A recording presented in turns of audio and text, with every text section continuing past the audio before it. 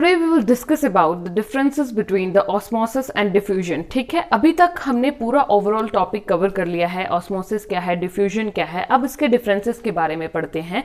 ठीक है, आपको लग रहा होगा, कुछ लोगों को कंफ्यूजन रहता है अक्सर कि ये दोनों मिलते जुलते प्रोसेसेस हैं। ठीक है, ऑलरेडी मैंने आपको कुछ पॉइंट्स क्लियर किए हैं, लेकिन अब दोबारा हम कुछ पॉइंट्स को डिस्कस करते हैं। Okay, so let's see that what is the difference between the osmosis and the diffusion. Okay, so like first point, अगर हम डिफ्यूजन की बात करें तो डिफ्यूजन जो हमें मेमोराइज है उसकी बात करते हैं। देखिए, डिफ्यूजन जो है वो किसी भी चीज में हो सकता है, आइदर इन लिक्विड और गैसेस में भी हो सकता है, लेकिन जो ऑस्मोसिस है वो हमेशा वाटर में होती है। वेरी डिस्टिंग्विशिंग फीचर है ये इसका। I have already told you about this. ठीक है, ये मैंने आपको पहले भी बताया है। अब देखिए क्या होता है कि liquids and gases diffuse over the long distances, है ना, लेकिन जो ऑस्मोसिस है उसमें क्या होता है, water transport over the short distances. Water का ट्रांसपोर्ट सिर्फ शॉर्ट डिस्टेंस तक ही इसमें होता है। ठीक है, यहाँ पे लॉन्ग डिस्टेंस देखिए, जैसे सिंपल सी बात है, परफ्यूम की स्मेल आती है, अगर व्यक्ति आपसे दूर भी खड़ा है तब भी आप उस स्मेल को फील कर सकते हो। ठीक है, दैट इज द डिफ्यूजन। वहां पर क्या हो रहा है, ऑस्मोसिस में क्या हो रहा है, देखिए कि आपको हमेशा कांटेक्ट, डायरेक्ट कांटेक्ट की जरूरत है ना, हमने पढ़ा, एक थिसल फनल ली, बीकर लिया, देन ट्रांसपोर्ट हुआ। Okay, so next is the movement of solute और सॉल्वेंट। ठीक है, मूवमेंट जो है सॉल्यूट का या सॉल्वेंट का इसमें होता है। ठीक है, डिफ्यूजन में क्या होता है, सॉल्यूट भी मूव कर सकता है और सॉल्वेंट भी, हमने ये डिस्कस किया है पहले। ठीक है, लेकिन ऑस्मोसिस में हमेशा क्या होता है, ओनली वाटर। ठीक है, यहां पर सिर्फ वाटर ही यूज होता है। ठीक है, नेक्स्ट इज देखिए, और डिफ्यूजन जो है वो बहुत फास्ट होता है गैसेस में, है ना, मैंने कहा ये गैसेस में भी है और सॉल्यूशन यानी कि लिक्विड्स में भी है। ठीक है, तो याद रखना है diffusion is very very fast in gases और ये स्लो होता है सॉल्यूशंस में। नेक्स्ट इज, अब देखिए ऑस्मोसिस में क्या होता है, osmosis is literally a slow process.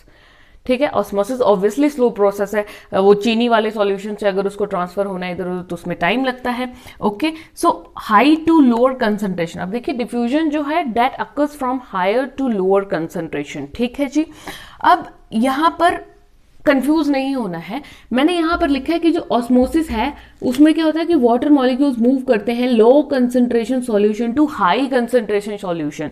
तो यहां पे कंफ्यूज नहीं होना है, क्योंकि मैंने आपको पहले पढ़ाया था कि high concentration to low concentration. अभी डिफरेंशिएट की बात कर रहे हैं तो मैंने यहां लिखा high concentration, low concentration to high concentration. अब डिफरेंस नोट कीजिए, ये बहुत लोगों को अक्सर कंफ्यूज करता है। Focus on this point. जब मैंने आपको डेफिनेशन ऑस्मोसिस की बताई तो वहां था the movement of water molecules, movement of water molecules from their region of higher concentration to the region of lower concentration। मतलब किसकी कंसेंट्रेशन की वहां पर बात हो रही थी, वाटर की कंसेंट्रेशन की बात हो रही थी। लेकिन जब हम यहां डिस्कस कर रहे हैं, यहां पर किसकी बात हो रही है, low concentration solution to high concentration solution. कहने का मतलब सॉल्यूशन की यहां पर बात हो रही है। In the definition of osmosis, we talk about the diffusion of the water molecules from the region of higher concentration to the region of lower concentration। लेकिन जब यहाँ differentiating feature करते हैं ना, तो यहाँ water की बात नहीं करते हैं, solution की बात करते हैं।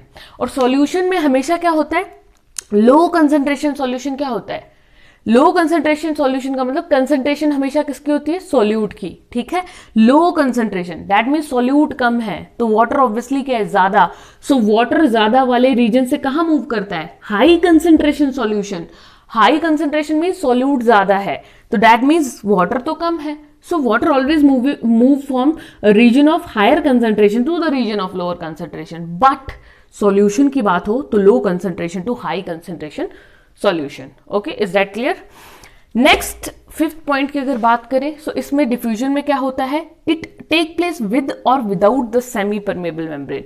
इसमें हो सकता है, इट मे बी कि सेमी परमेबल मेम्ब्रेन चाहिए हो या नहीं चाहिए हो। ठीक है, लेकिन इसमें ऑस्मोसिस में क्या होता है, हमेशा semi permeable membrane is always required, it is must. Semi permeable membrane के बिना ऑस्मोसिस इज नॉट पॉसिबल।